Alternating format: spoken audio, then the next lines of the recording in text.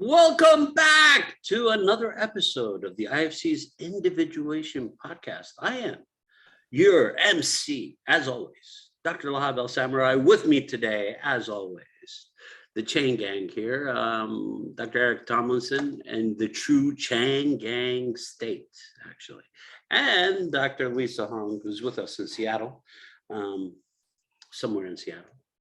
Okay, today, as always, we go back to our hero. And what is our hero up to? So today we have a very special story for you. Dr. Eric is going to start us out.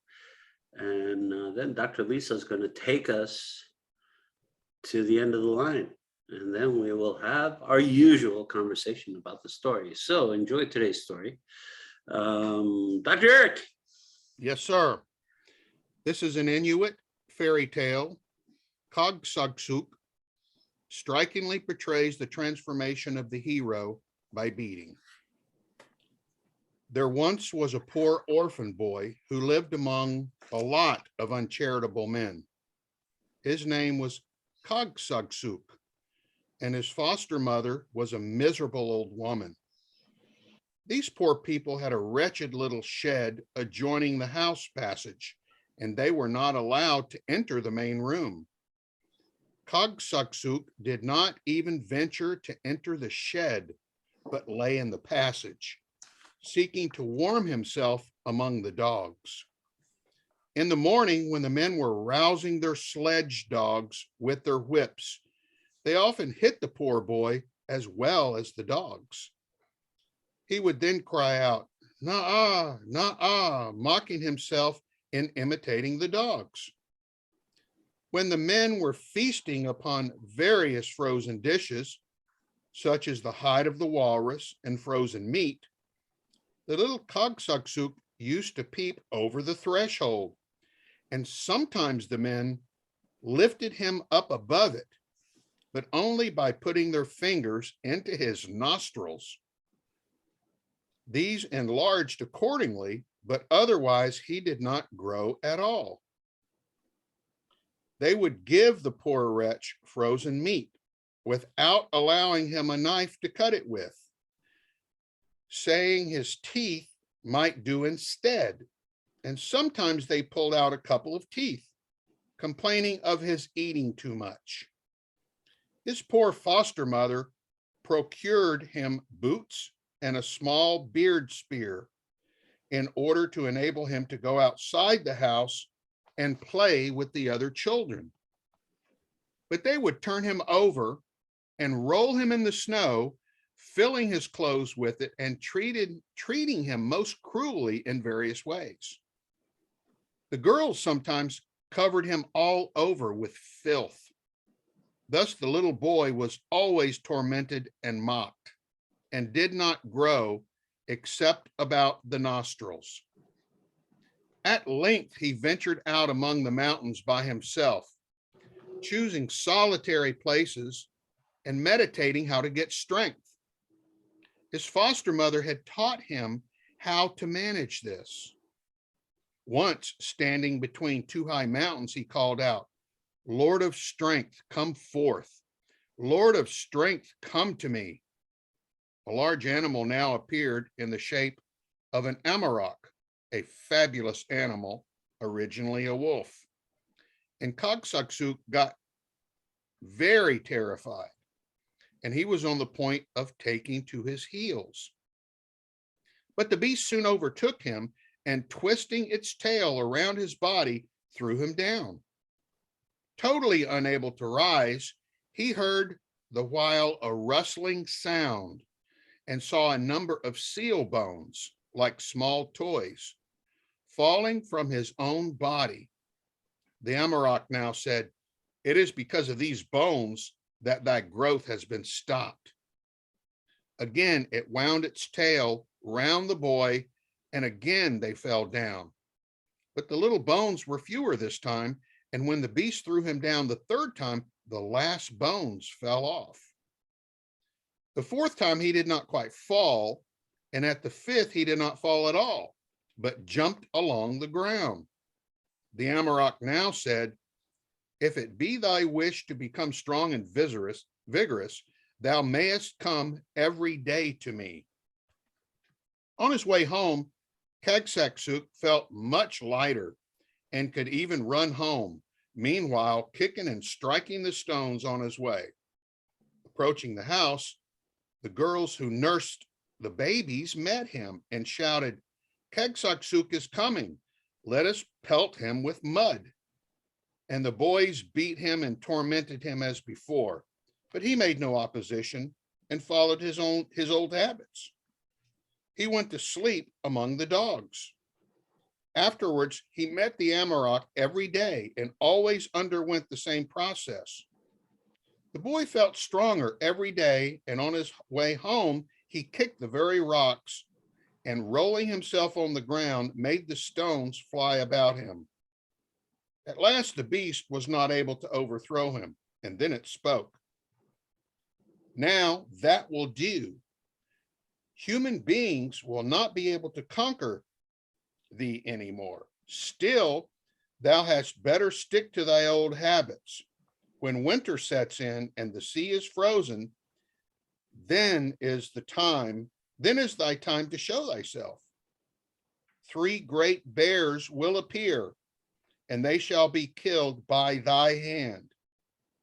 That day, Kagsagsuk ran all the way back, kicking the stones right and left, as was his wont. But at home, he went on as usual, and the people tormented him more than ever. One day in the autumn, the kayakers returned home with a large piece of driftwood, which they only made fast to some large stones on the beach, finding it too heavy to be carried up to the house at once. At nightfall, Kagsagsuk said to his mother, "Let me have thy boots, mother, that I may go down and have a look at the large piece of timber." When all had gone to rest, he slipped out of the house, and having reached the beach, loosened the moorings. He flung the piece of timber on his shoulders and carried it up behind the house, where he buried it deep in the ground. In the morning, when the first of the men came out, he cried, "The driftwood is gone." And when he was joined by the rest, and they saw the strings cut, they wondered how it could possibly have drifted away, there being neither wind nor tide. But an old woman who happened to go behind the house cried, "Just look, here is the spar." Whereat they all rushed to the spot, making a fearful noise, shouting, "Who could have done this? Surely there must be a man of extraordinary strength among us." And the young men all gave themselves great airs, that each might be believed to be the great unknown strong man, the impostors. In the beginning of the winter, the housemates of Kagsagsuk ill-treated him even worse than before, but he stuck to his old habits and did not let them suspect anything. At last the sea was quite frozen over, and seal hunting was out of the question. But when the days began to lengthen, the men one day came running in to report that 3 bears were seen climbing an iceberg. Nobody, however, ventured to go out and attack them. Now was Kagsagsuk's time to be up and doing. "Mother," he said, "let me have thy boots, that I too may go out and have a look at the bears." She did not like it much, but, however, she threw her boots to him, and at the same time mocking him, saying, "Then fetch me a skin for my couch and another for my coverlet in return." He took the boots, fastened his ragged clothes around him, and then was off for the bears. Those who were standing outside cried, "Well, if it's not Kagsagsuk, what can he be about? Kick him away." And the girls went on, "He must surely be out of his wits." But Kagsagsuk came running right through the crowd as if they had been a shoal of small fish. His heels seemed almost to be touching his neck, while the snow, foaming about, sparkled in rainbow colors. He ascended the iceberg by taking hold his hands, and instantly the largest bear lifted his paw, but Kagsagsuk turned around and made himself hard, that is, invulnerable by charm. Seizing hold of the animal by the forepaws, flung it against the iceberg so that the haunches were severed from the body, and then threw it down on the ice by the bystanders, crying, "This was my first catch. Now, flounce away and divide the meat up amongst yourselves." The others now thought, "The next bear will surely kill him." The former process, however, was repeated, and the beast thrown down on the ice. But the third bear he merely caught hold of by the forepaws, and, swinging it above his head, he hurled it at the bystanders, crying, "This fellow behaved shamefully towards me." And then, smiting another, "That one treated me still worse," until they all fled before him, making for the house in great consternation. On entering it himself, he went straight to his foster mother with the 2 bearskins, crying, there is one for thy couch and another for thy coverlet." After which he ordered the flesh of the bears to be dressed and cooked. Kagsagsuk was now requested to enter the main room, in answer to which request he, as was his wont, only peeked above the threshold, saying, "I really can't get across unless someone will lift me up by my nostrils." But nobody else venturing to do so now, his old foster mother came and lifted him up as he requested. All the men had now become very civil to him. One would say, "Step forward," another, "Come and sit down, friend." "No, not there where the ledge has no cover," cried the other. "Here is a nice seat for you." But rejecting their offers, he sat down as usual on the side ledge. Some of them went on, "We've got boots for Kagsagsuk," and others, "Here are breeches for him," and the girls rivaled each other in offering to make clothes for him. Kagsagsuk refused all courting offers and killed all those men who had mocked him. He spared the poor people who had helped him and became a great hero of the tribe. Yeah. Well, we have a story of a kid in foster care who's being beaten.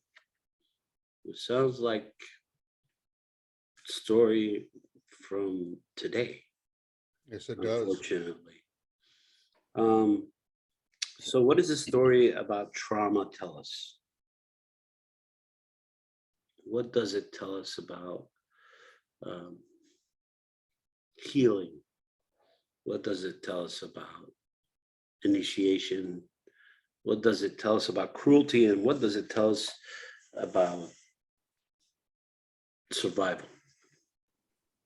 Those are questions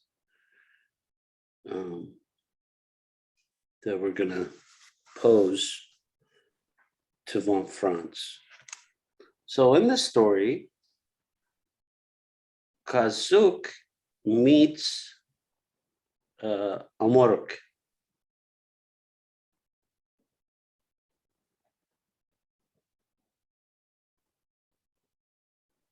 A shaman. The shaman helps him face his fear. The shaman is also the therapist. The shaman is also the doctor, the counselor, the teacher. He encompasses all those things.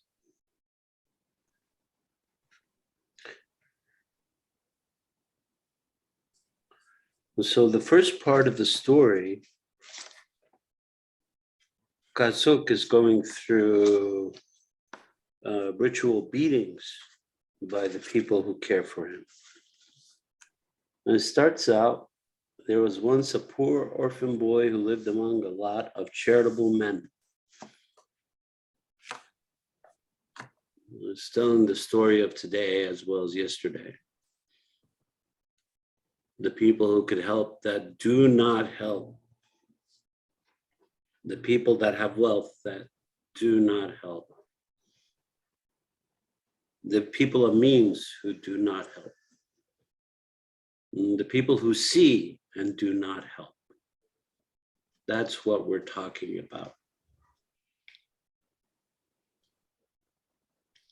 His foster mother was a miserable old woman, they describe her. These poor people had a wretched little shed adjoining the house passage. they were not allowed to enter the main room. They were worse than the servants. The servants could enter the main room. Kagsagsuk did not even venture to enter the shed, but lay in the passage seeking a warm himself among the dogs. Because he didn't have blankets or anything, so he needed the animals to keep him warm. He then would cry out, "Na, na," mocking himself and imitating the dogs. When the men were feasting upon a frozen dish, such as the hide of a walrus, frozen meat, the little Kagsagsuk used to peep over their shoulder, and sometimes the men lifted him above it, but only by putting their fingers in his nostrils.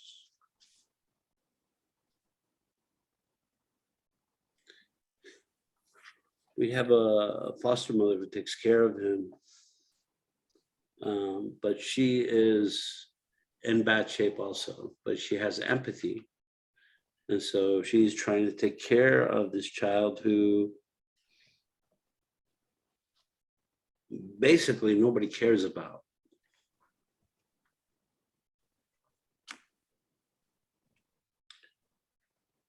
So Kagsagsuk, this is where his break comes. At length, he ventured out among the mountains by himself, choosing solitary places, meditating how to get strength. His foster mother had taught him how to manage this. When standing between two mountains, he called out, "Lord of strength, come forth, Lord of strength, come to me." A large animal now appeared in the shape of an umruk, fabulous animal, originally a wolf. Kagsagsuk got very terrified, was on the point of taking to his heels. But then the beast overtook him. He wrapped himself around him.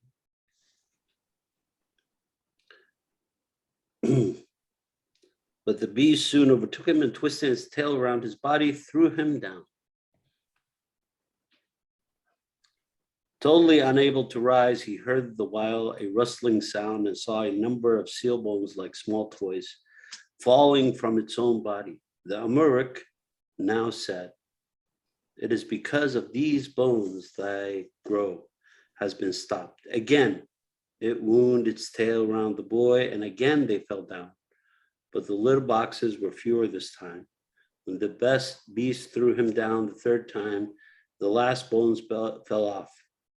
The fourth time, he did not quite fall. And the fifth, he did not fall at all, but jumped along the ground. The Amuruk now said, "If it be thy wish to become strong and vigorous, thou mayest come every day to me." And so the shaman lays it out of how he heals him. So he had to lose every time he wrapped his tail around him, and he would beat him against the ground. And every time he did that, something would come out.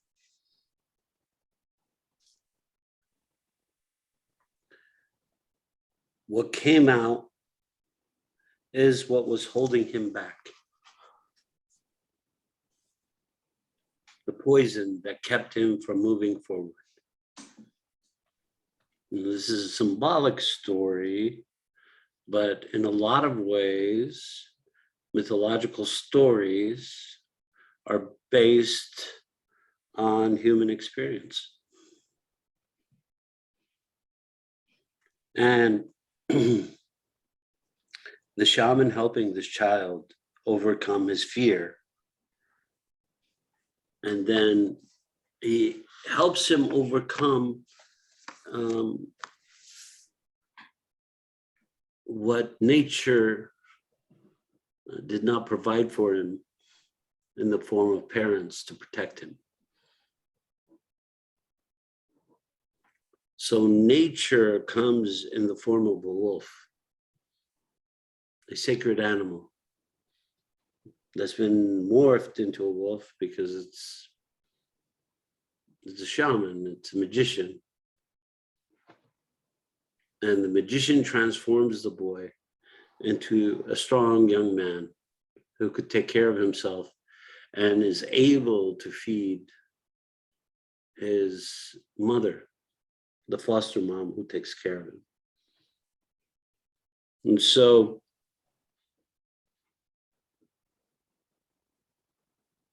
he continued to be ill-treated even after the shaman did this for him. He continued to be ill-treated, but he did not want to tell them what has been done, how he changed, how he transformed. Transformation is a process of changing from one thing that you were, this incapacitated kid who couldn't defend himself, who was poor, who was emotionally and psychologically held back, suddenly now frees himself up and is stronger, both physically and mentally. He's stronger.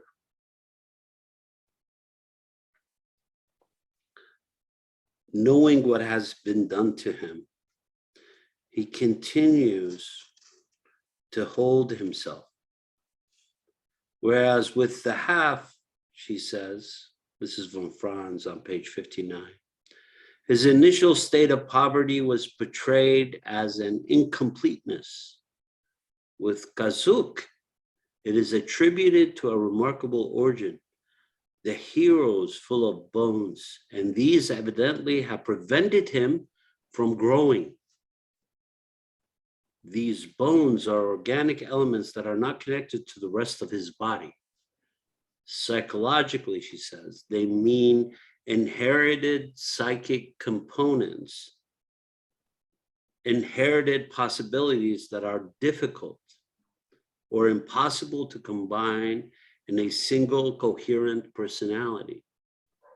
As a consequence of this, primitive people often, we don't call them primitive people, we call them ancient people or native peoples, often believe that human beings take on different ancestral roles, ancestral souls.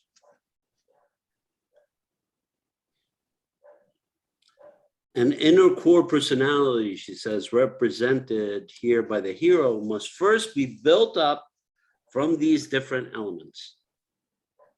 Some of these elements, soul parts inherited from the ancestors, can cause serious developmental disorders and inhibitions when they do not let themselves be assimilated or eliminated.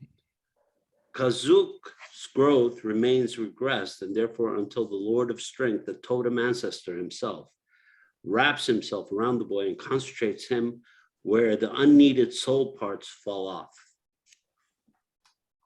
So then he has to like shake him to make him. So the ancestors have infected him. So what we inherit can infect us. Culture, religion, stories of who we are, what we think we are. They can infect us. As much as they could give us power, they could take our power away. They can make us feel worthless or less than. They did so much, I'm nothing compared to them. Kagsagsuk's problem was that he inherited all these things from his ancestors, but he didn't have a home and he didn't have anybody to take care of him. Poverty is a real thing. And children need to be protected. Children need to be protected because it shows what kind of people we are. You take care of those people who cannot take care for themselves. We are showing power and strength. To let them fend for themselves, we're showing a callousness and lack of empathy towards those who cannot take care of themselves. And this has been humanity's sin from long ago, when they didn't have anything and when they had everything. The sin is still there. It haunts them. So Kagsagsuk is a symbol of that sin.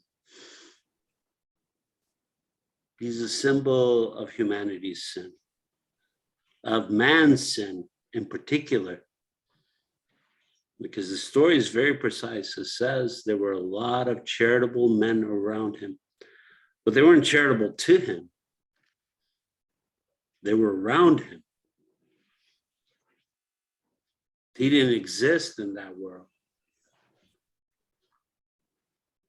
Because in a lot of ways, from the beginning of time, we have looked at orphans as less than, as because they don't have parents or a place they came from. And this is very destructive. Because as a people, we have evolved in the same way over millennia.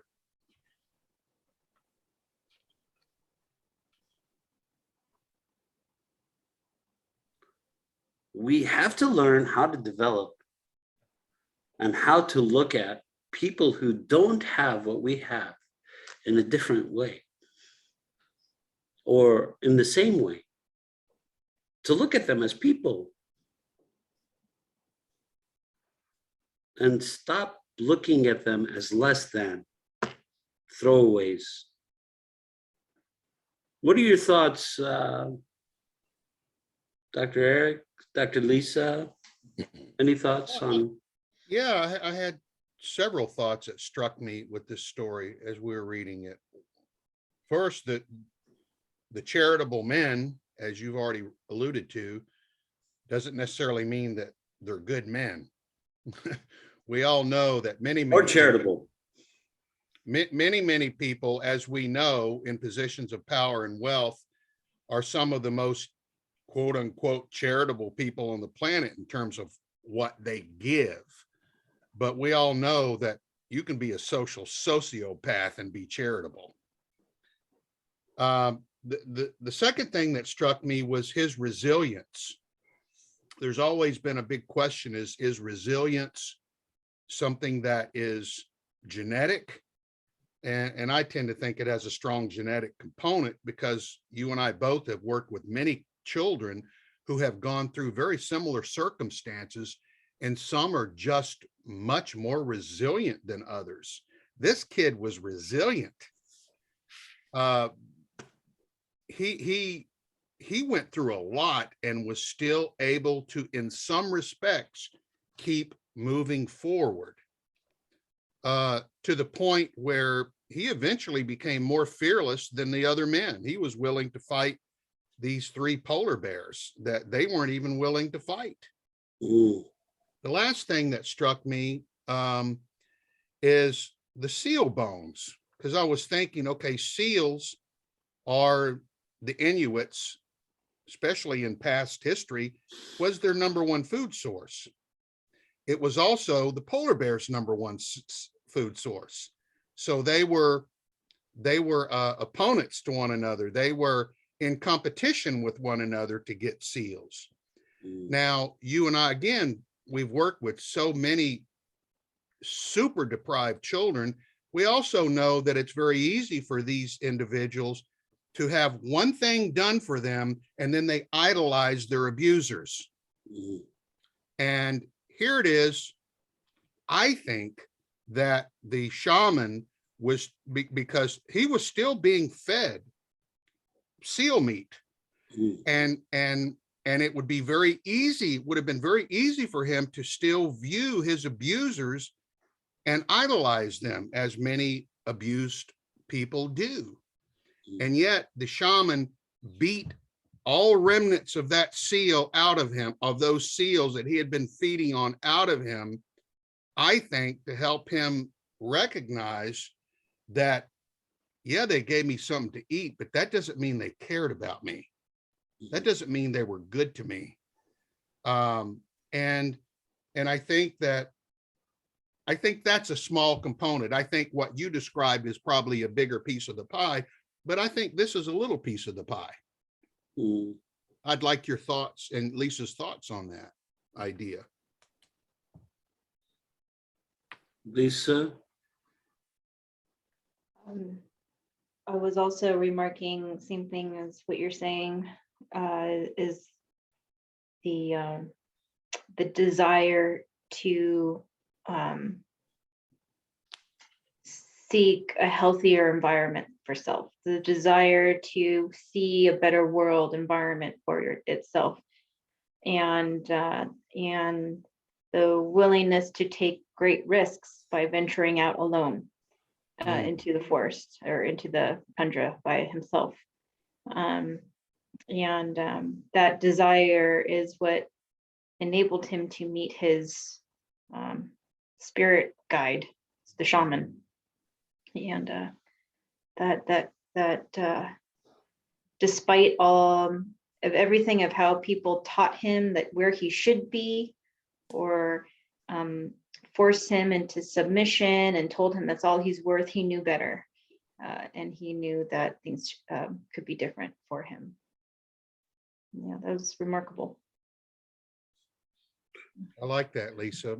Yeah, he wasn't going to sit back and go, they were trying to tell him, here's some frozen seal meat, be happy with it, you know? Mm-hmm. And he wasn't satisfied with it. Yes, it took help from the shaman to help him move past it and to get rid of that connection for him. But he had resilience and determination to be more than what he was. It's an incredible trait. That to me, that makes him a hero. Mm-hmm. I think when we think about idealizing the abuser, I don't like the term idealizing the abuser. We don't really idolize the abuser. What we're thinking about is that we're thinking that the abuser is probably somebody close, father, mother, brother. The idealization is of a symbolic nature. It's a connection to what could have been and what has been lost. So it's not really idealization, it's the loss and the cruelty and trauma within the loss. You can't let go of it. So we call it idealizing. It's not quite idealizing, but you can't let go of it. And that's why it's so, as Dr. Eric put it, insidious to our existence. Because a lot of people who have been through different forms of abuse are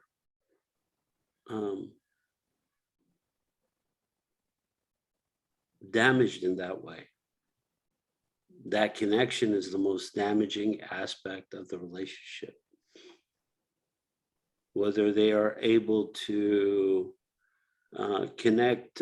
disconnect from it or connect to it is the most damaging part. It's because the aspect of humanity, the aspect of what it is to be a father, there's great responsibility with that. And there are things that you have to do. But once somebody is abused, no longer is this person being a father, even though they inhabit that role, they're the abuser. So the way we get connected is we connect ourselves to the ideal image. And this is what we mean by connecting to the ancestors. We connect to the ideal image, which is the archetypal essence of the person. The archetype is of the great father, of the giving father, of the benevolent father, not the abusive, detrimental person who lives with you. or used to live with you, or used to abuse you. So just to clarify, because that the word idealize, because we don't want anybody to walk away thinking that people idealize their abusers. They don't. What we are connected to is the image of the person that we needed.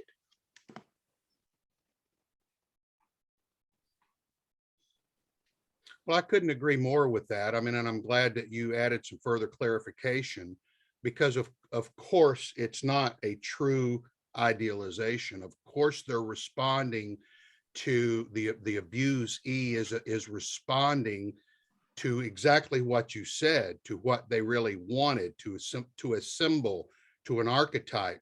However, it's important to understand that to them, it feels like they have idolized them. All you have to do, or idealize them rather, all you have to do is say one thing about them and they're ready to fight you. No, my father was the greatest father I could have had. My mother was this.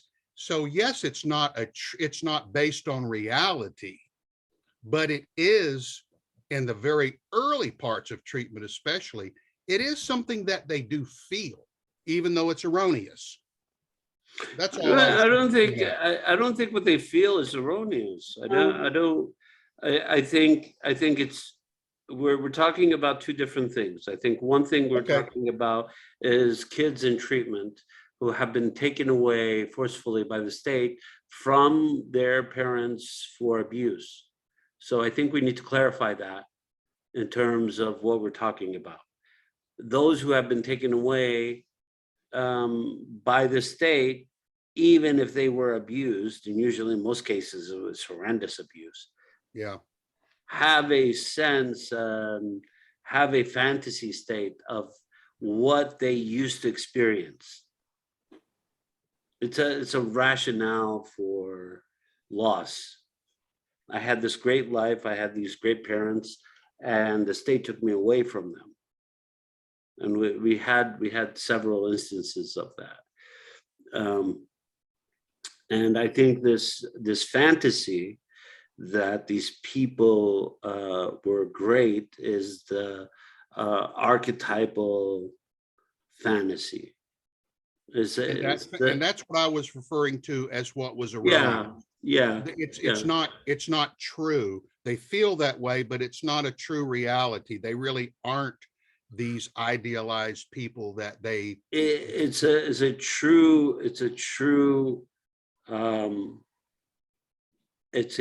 way of showing your feelings and emotions towards an object that's been detrimental to you. Yeah. For them, it's a true way that they're showing their feeling state. Unfortunately, that object that they're showing this feeling state towards is a destructive object. And we could all talk about, we talk quite a bit about what it means to be connected or attracted to a destructive state, a destructive partner, a self-destructive parent, a self-destructive co-worker, self-destructive brother, nephew, cousin, doesn't matter. That connection is problematic because we can see something that's happening, and a lot of children who are in the system are damaged a great deal by the circumstances they came from. And because they were abused at such an early age, part of it is a determination of, is this who I was? This is my world. You know, you grow up in the world knowing one thing. How do I know it was wrong? The state says it's wrong, but how do I know? Maybe I deserved it. And that's where I think what Dr. Eric is talking about comes in. A lot of it becomes self-blame Hmm. and Yeah, it self-hate. And it's not really the other person, is that this is a part of me. Self-judgment, we blame ourselves, we judge ourselves with detriment, and it's because we're traumatized. And what we're talking about is trauma, and how trauma is so insidious, and how it wraps its tail around you and then pounds you against the ground as your bones start to come out.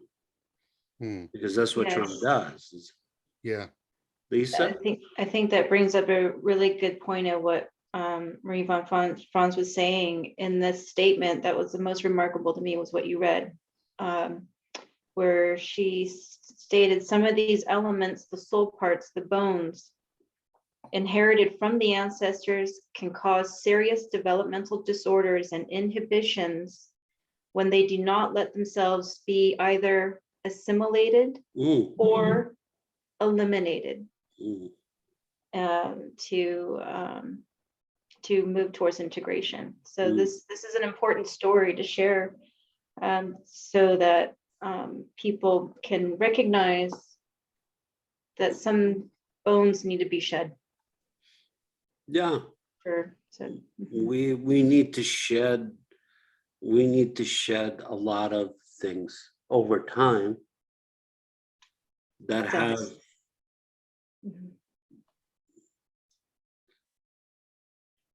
that will not let us grow. That's Will right. keep us from growth, will keep us from transformation, will keep us from changing for the better, will keep us from changing to something that is required of that change. So let's take out better. But that transformation is needed for growth. So I have a question for you. So to note, the Kagsagsuk, he did not grow in his adolescence. The only part of him that grew were his nostrils, where people lifted him up. He went through his transformation and growth. At the end, he said, no, I'm laying the ground rules, and I say, I will not cross unless someone picks me up by my nostrils into the main room. Can you tell me more about that symbology there? Well, so being picked up as a child is very important. Being held up. You know, we're born as heroes, right? We're born, and the first thing they do when you're born, they pick you up. This was his only form of affection. He did not take what they did, picking him up from the nostrils, as something that was abusive. He took that as a sign of love. It's a good point. And so that's what he integrated. He said, now I can interpret what was love to me and what was trauma, what was traumatic for me. And this is the only thing that I used to actually enjoy. This is the only thing that made me feel like I was wanted. You know, the symbology of the nose is that this is where our instincts is one of our instinctual components. And the Inuits live very close with nature. So the nose in nature is something very prominent. You sniff your way out of trouble, you not to get poisoned, not to get hurt, not to run into dangerous things, to know that there is a dangerous thing sitting there. Yeah, you smell what they've left behind, or you smell that they were there. You know, they're odorous. How do we know? So this is how you kept yourself safe in the wild in a lot of ways, because you don't necessarily see the animal. So Dr. Lahab, Dr. Lahab, if I may interrupt, yeah. it's also a sign of deep affection, the nose, because there are some groups of Inuits and what we used to call Eskimos that their form of kissing is not with the lips, it's to rub their noses together. Yeah, well, the So nose it's is very an act of symbolic. intimacy. Yeah, well, it's a very intimate object, right? If you live close to the animal world, the nose is very intimate. Mhm. Animals, the first thing they do to show affection towards each other is they'll sniff each other. Yes. This is so in a large way, we have evolved, Dr. Lisa, like we have evolved with our brethren in the animal kingdom. Unfortunately, now we're disconnected completely from them. The closest we have to animals is cats and dogs that we've domesticated. They're not really wild animals like walruses and seals and polar bears, wolves, so yeah, it's a sign of he felt love from it, Mhm. and he wanted to keep it. I also find it interesting that modern day science, that really supports his lack of growth. Mm. Because two things. I mean, the studies from the most from the children that have been given the most stimulation, environmentally, love, education, to those who have been most deprived, you can see up to a 30% decrease in brain mass Mm. between those two extremes. Not brain size, just the mass of their brain. The other thing is kids that have grown up abused, without love, without a lot of touch, without a lot of affection, their nerve growth hormone levels go way down. Mhm. So their body doesn't grow like it's supposed to. So again, all the things that you've talked about related to this kid's abuse fits right in with what modern science is now explaining. Yeah, we've known that we've known what happens in our stories for a very long time. We've known what um, we have brought upon different peoples of this planet. And our stories, this is where our science comes from. Our stories checks the science. We check our stories, and our stories are real. Our stories have a reality about them.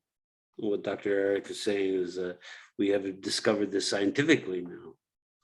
But that's what we believe now. We believe that everything that science has an explanation for.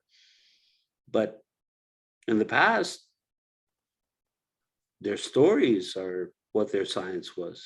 And that's what they believed. And that's what was passed down. Well, I find it a fascinating story of early childhood abuse and what happens to the child and how the child is, like always. So there were several stories that we have gone through that show trauma and show abuse very vividly. In this case, this child who his teeth were even pulled out. That was one of the things they tortured him with. And he had to bite through frozen meat. So the abuse was quite severe. And we know what happens to kids of abuse. They're runaways. We see them all over the streets of Portland and Seattle. the streets of the West Coast have them. San Diego, Los Angeles, under the viaducts. We see them, and their story needs to be told. They need to be cared for. They need places where they're safe, where they're not returned to those who have abused them. They need to feel safe and secure in a place in this world. With that hopeful message,